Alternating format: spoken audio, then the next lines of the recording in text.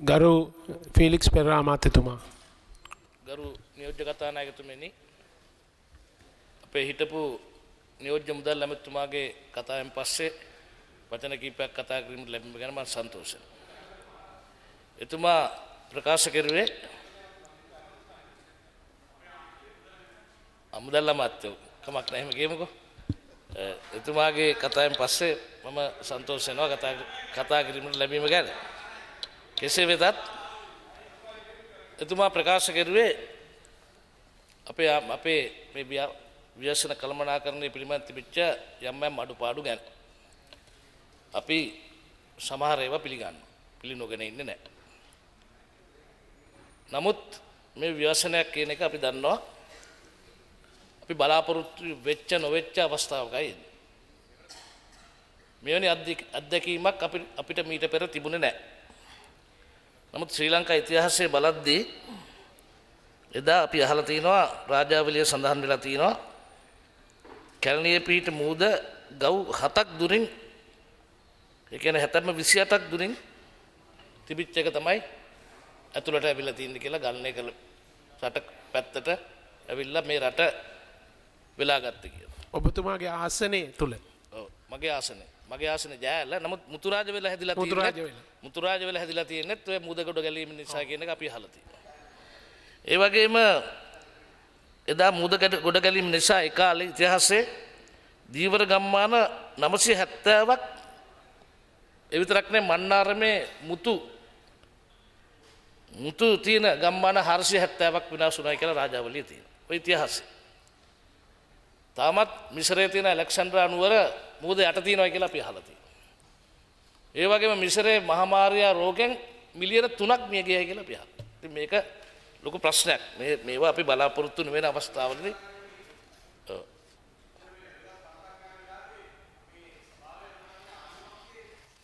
ගණපූර්ණේ නෑ.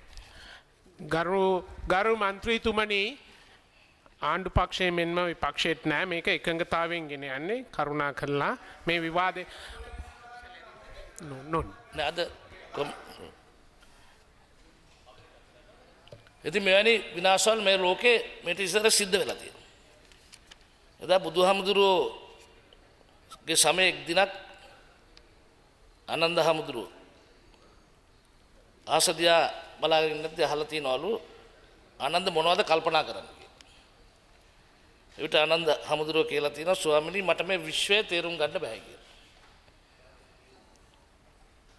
බුදුහාමුදුරුවෝත් කියලා තියෙනවා මටත් මේක තේරුම් ගන්න බෑ.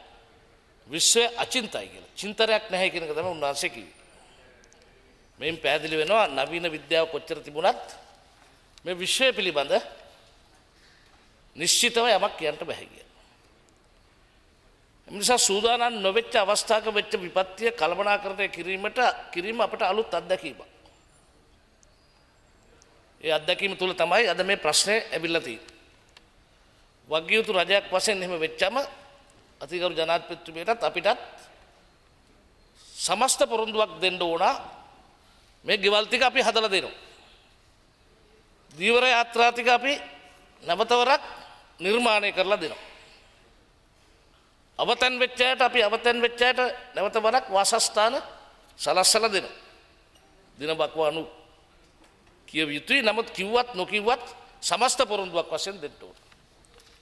ඒ පොරොන්දුවේ ස්පිලි පාපිලි ගලප ගන්න බැරුව විවේචනය කෙරුවට ඒ අධිෂ්ඨානයෙන් පොරොන්දුවක් දෙන්න අපේ රජය සමත් වෙලා තියෙන එක අපි කරලා තියෙනවා. උදාහරණ වශයෙන් බලන්න අපේ මේ ලෝකෙ තිබිච්ච දෙවෙනිතම විශාල දුම්රිය අනතුර සිද්ධ වුණේ අපේ දුම්රිය දෙපාර්තමේන්තුව. 1400ක් 500ක් විතර මරණයි කියලා තමයි මේ ගියයි කියලා අපි අහලා තියෙන්නේ. මේක ඉස්සෙල්ලා බංගලාදේශයේ එවැනි සිද්ධියක් වුණා. නමුත් ඒ ව්‍යසනය අද අපිට කළමනාකරණය කරන්න පුළුවන් වුණා. කාටවත් නැහැ කියන්න බෑ. අවුරුදු දෙකමාරක් දෙකක් යයි කියලා හිතපු එක අපි සාමූහිකත්වයේ තුලින් වෘත්තීය සමිති දෙපාර්තමේන්තුවේ නිලධාරීන්ගේ ඒකාබද්ධතාවයෙන් ජනාධිපතිතුමියගේ මඟ පෙන්වීමෙන් අගමැතිතුමාගේ ආශිර්වාදයෙන් අපි සියලු දෙනාම එක පවුලක් වගේ එක්සත් ජාතික පක්ෂයත් එකට ඇවිල්ලා වැඩ කෙරුවා. එහෙම තමයි අර්බුදයෙන් ගොඩනගන්නේ. මේ රටට වෙච්ච අර්බුදයක් පක්ෂයකට වෙච්ච අර්බුදයක් නෙමෙයි. මේකට හොඳම උදාහරණය සැපෙන්නේ ක්ලින්ටන් මහත්මයාත් බුෂ් මහත්මයා හිටපු ජනාධිපතිවරු දෙන්න. ඒ දෙන්නගේ ෆොටෝ දෙකක් හැම දේශපාලනඥයෙක්ගේ ගෙදරම ගහ ගන්න පුළුවන් වුණොත් දෙන්න දෙපැත්ත හිටියත් රටේ අභිමානය වෙනුවෙන් ගහ ගන්න පුළුවන් වුණොත් ගහ ගන්න පුළුවන් සියලු දෙනාටම ගහ ගන්න පුළුවන් වුණොත් විශේෂයෙන් ඔබතුමාට එහෙම පුළුවන් වුණොත් පක්ෂ විපක්ෂ දෙකක් ජාතික ප්‍රශ්නකදී අර්බුදයකදී කොහොමද ක්‍රියා කරන්න කියන එක ප්‍රායෝගිකව අපිට ඔප්පු කරන්න පුළුවන්. ඔන්න මේක තමයි ඇත්ත. දැන් මේ විපත වෙච්ච වෙලාවේදී මේක පක්ෂයක් පාටක් බලන්න නැතු උනායි කියන එක අපි අහලා තියෙනවා ඕන තරම් උච්චාරණය කරලා තියෙනවා. විශේෂයෙන් මහා සංඝරත්නය පූජා ප්‍රසාදවරු සියලු දෙනාම කියන එකක් තමයි මේක පක්ෂයක් පාටක් බලන්නේ නැහැ කියන. අද මේ ව්‍යවසනෙන් වෙච්ච ආධාර පිළිබඳ අපි දෙකට තුනට බෙදිලා මේ කොහොමද කරන්න කියන තර්ක කරමින් ඒ තුල දේශපාලනය කරන්න යාම තමයි අද තියෙන ලොකුම විපත්තිය බවට පරිවර්තනය වෙලා තියෙන්නේ. නමුත් අපි මෙහෙම වුණාට ඉන්දියාව අපි අල්ලපු රට ඉන්දියාව මේ වෙන විට හොඳ කළමනාකරන වැඩ පිළිවෙලක් හදලා තියෙනවා. ඒගොල්ලන්ටත් මේක අලුත් අත්දැකීමක්. ඉන්දියානු රජයේ ව්‍යසන කළමනාකරන වැඩසටහනේ අංග කීපයක් මේ වෙනකොට ක්‍රියාත්මක කරමින් යනවා. පළවෙනි එක තමයි පාසල් හරහා අධ්‍යාපනයෙන් කියන්න ඕන. දැන් සුනාමි කියන වචනේ ආවේ ජපානයේ. සුනාමි කියන වචනේ තේරුම අහලා බැලුවා මහා ඡණ්ඩ රළපාර. ජල රළපාර. ජලයට බලයක් තියෙනවා. ඒ ජල බලයෙන් තමයි අපි අද විදුලිය ලබා ගන්න. අපේ ජල බලය. කාසල්රි මාවුස්සා කැලේ ඔයගේ ජලය අරගෙන ඒක බලයක් බවට පරිවර්තනය කරලා මේ රටේ විදුලි උත්පාදනයෙන් විශාල ප්‍රමාණයක් අපිට දායකත්ව දෙන ජලයේ බලයක් විදිහට පාවිච්චි කළා. ඒ වගේම ජලයේ විනාශයක් විදිහට පාවිච්චි කරන අවස්ථාවක් තමයි මේ සුනාමියෙන් උනේ. නමුත් සුනාමිය පිළිබඳ ඒ ජපන් වචනේ ඒ රටේ ස්කෝලේ උගන්වන පාසලේ උගන්වන දැනුවත් කිරීම එවෑනස් ඒක තමයි ඒගොල්ලෝ ප්‍රමුඛත්වය දෙන්නේ. එම නිසා ඉන්දියානු රජය මේ වන විට ව්‍යසන කළමනාකරන වැඩසටහන් අංග කීපයක් හඳුන්වා දීලා තියෙනවා. පළවෙනි එක තමයි පාසල් හරහා අධ්‍යාපනය. දෙවෙනි එක තමයි තරුණයන්ට දෙන පුහුණුව. අනිත් එක ප්‍රාන්ත අතර සම්පත් හුවමාරු සම්ප්‍රදායක් ඇති කරලා තියෙනවා. ඉන්ටර්නෙට් එකේ මේක තිබුණේ. පාසල් අතර ප්‍රාන්ත අතර අපිට ප්‍රාන්ත නැහැ. අපේ පුංචි රටක් මුදෙන් යට වෙච්ච දූපතක්. මේ දූපත මුදෙන් වට වෙලා තිබුණාට සාගර විද්‍යාව පිළිබඳ විශේෂඥයින් 4 දෙනයි කියලා අපි පත්තරකින් හැවුවා. මේ අපි ආපදා තීරයට ඇතුල් වෙලා තිබුණේ නැහැ මීට පෙර. ඒ නිසා ආපහු පාසල් විෂය මේ පිළිබඳ විශේෂ වැඩසටහන් කීපයක් කරලා ජනතාව දැනුවත් කරන්නට කටයුතු කරන්න ඕනේ. ඒ වගේම විපත්පත් වෙච්චලා ඉන්දියාවේ මේ කාලෙ වෙද්දී නගර නිර්මාණය කරන්න වැඩ පිළිවෙලක් අපි ඒගොල්ලෝ හදලා තියෙනවා. ඒ වගේම අන්තර්ජාතික සහයෝග ගිවිසුම් කීපයකට දැන් මේ වෙනට අත්සන් කරලා තියෙනවා. රාජ්‍ය හා රාජ්‍ය නොවන ආයතන අතර සම්බන්ධතාවය වර්ධනය කරගන්න කටයුතු කරලා තියෙනවා. මේවා අපිත් කරන්න ඕනයි කියන එකයි අපේ බලාපොරොත්තු. හදිසි අවස්ථාවේදී sannivedana ජාලයක් තියෙන. අපි කොහොම වුණත් සුනාමි මීට පසුව සුනාමි ව්‍යසනයක් නැවතාවත් ඒක දැනුවත් කරන මුළු රටටම ඒක දන්නන්න ක්‍රමයක් sannivedana ක්‍රමයක් තාමනේ. ඒකට අපේ දුම්රිය දෙපාර්තමේන්තුව පාවිච්චි කරන්න පුළුවන්. කිලෝමීටර් 1200ක පාර හරහා අපි ෆයිබර් ඔප්ටික් කේබල් එකක් හදලා sannivedana ජාලයට උදව් වෙන්න අපේ අමාත්‍යාංශයක් වශයෙන් කටයුතු කරන්න කැබිනට් පේපර් එකක් ඉදිරිපත් කරලා තියෙනවා මේ වෙන විට. ඒ නිසා මේවා කල්පනාකරණය කිරීම අපහසු දෙයක් නෑ. මොකද ලංකාවේ අය බොහොම දක්ෂයි අර්බුදයෙන් ගොඩ එන්න. විශේෂ දක්ෂතාවයක් තියෙනවා. නමුත් මේ මුදල් පාවිච්චි කරන්නේ කොහොමද? මේ රටේ ප්‍රජාතන්ත්‍රවාදී රටක් වෙන රටවල නම් අභිමතය පාවිච්චි කරනවා. රජ ආණ්ඩුවක් තියෙනවා නම් ඒ රජ ආණ්ඩුවේ රජතුමා කියන එක තමයි හරි. මැද පෙරදිග නම් එමීර් කෙනෙක් ඉන්නවා නම් එමීර් කියන එක තමයි හරි කියන එක තමයි නීතියක් බවට පරිවර්තනය වෙන්නේ. නමුත් සම්ප්‍රදායික ප්‍රජාතන්ත්‍රවාදී ආණ්ඩුවකින් තියෙන නීති රීති පද්ධතියත් එක්ක ඉක්මනින් සුවවීමේ හැකියාව අවම වෙලා තියෙනවා. ඒකට බලයක් තියෙන්න ඕන. ඒ බලයේ ප්‍රතිෂ්ඨානය ඒ බලය නැවත ගොඩනගන්න ඕන. එහෙම වුණොත් තමයි කඩනෙමින් වැඩ කරන්න පුළුවන්. නැත්නම් ඇමතිවරුන්ට, മന്ത്രിවරුන්ට, විපක්ෂයට තමුන්නාසලට යමක් කරගන්න බැරි වෙන පාරාදෘශ්‍ය භාවය නැති වෙන. අපි දැක්ක මේ විපතෙන් වැඩියෙන්ම හානියට පත් වෙලා තින්නේ නැගෙනහිර සහ උතුර. බහුතරයක් මේ පැත්තේ බලන්න යන්න බැරි වුණාට මගේ ඇස් දෙකෙන් දැක්ක ඉරාවුරු කලවංචිකුඩි මඩකලපුවේ ප්‍රදේශෙට මම ගියා. ඉතා බරපතල විදියට රළපාල වැදිලා ගෙවල් අත්තිවාරම යටින් කඩාගෙන ගිහිල්ලා තිනවා. අත්තිවාරම් තිබුණට ගෙවල් තිබුණට යටින් ගහගෙන ගිහිල්ලා. යටින් ගහගෙන ගිහිල්ලා. එහෙම නේද නේද? මේ තත්ත්වෙට බරපතල තත්ත්වයක් තිබුණා. ඉතින් මේ තත්ත්වය අපි කල්පනා කරන්න ඕන. අදටත් ඉන්දියාව ගත්තු ඥානාන්විත පියවරක් නිසා නොවෙන්න විශාල පිරිසක් මේ යන්න තිබුණා මීටර් 500ක් පිටිපස්සට දාලා තමයි පිටිපස්සට අරගන්න කියලා ඉන්දියාව නියෝගයක් කරලා තිබුණා. ප්‍රභාකරන් මහත්තයා මීටර් 500ක් පිටිපස්සට ගන්න කියලා නියෝගයක් දීලා තියෙනවා. අපි මීටර් 100ට සම්ඩු කරගන්න. මීටර් 100ට අපි සම්ඩු කරගන්න. ඇයි මේ? ප්‍රභාකරන් මහත්තයාට විරුද්ධව කතා කරන එක්කෙනෙක්වත් කිව්වේ නැහැ විවේචනය කරුවේ නැහැ මීටර් 500 වැඩිද අඩුයිද කියන එක. නමුත් අපි තර්ක කරගන්න. මොකද මේක ප්‍රජාතන්ත්‍රවාදී රටක්. ඉතින් මේ ව්‍යසනයෙන් ගොඩ වෙන්න නම් අපි කුමක් කළ යුතුද කියන කල්පනා කරන්න ඕන. මෙච්චර මුදල් විදේශ මුදල් සම්භාරයක් අපේ රටට ඇවිල්ලා තියෙන ජාතිය නැවත ගොඩනගන්න. පක්ෂය ගොඩනගන්න නෙමෙයි. ජාතියක් නැවත ගොඩනගන්න. එක්සත් ජාතික පක්ෂය සන්ධානය ජනතා විමුක්ති පෙරමුණ ඒ වගේම TNA එක මේ සියලු දෙනාම ජාතියක් වශයෙන් එකතු වෙලා උඩට එන්න ඕන. එහෙම නැත්නම් අපේ රට මේ දීපු ආශිර්වාදයේ සදාකාලිකම ශාපයක් බවට පරිවර්තනය වෙයි. අපි දැක්කා ඒ පැරාලියේ මේ තෙල්වත්ත දුම්රිය අනතුරට හේතුව ගැඹුරින් සොයා බලද්දී එතන හිරිගල් කඩලා ගැඹුර වෙලා මූදට එරෙහිව ස්වභාව ධර්මයට එරෙහිව ගිහිල්ලා විශාල රළපාරක් ඇවිල්ලා ඒක වැදිලා ගිහිල්ලා බොහොම භයානක විපත්තියක් සිද්ධ වුණා ඒ ස්ථානේ. ඇයි ස්වභාව ධර්මයට විරුද්ධව සමහර තැන්වල වැටකෑ පැඳුරු තිබිච්ච තැන්වල ස්වභාව ධර්මයට පක්ෂව හිටපු තැන්වල ඒ විනාශය සිද්ධ වෙලා නැහැ. ඒ විනාශය සිද්ධ වෙලා නැහැ. ඒ වගේම අපි දැක්කා නැවත ගෙවල් හදද්දිත් ආයාලේ හැදුවත් ඒකත් මහා විනාශයක් වෙනවා කවදා හරි දවසක. දැන් ජපානයේ ගෙවල් හැදීමේ ක්‍රමවේද තියෙනවා.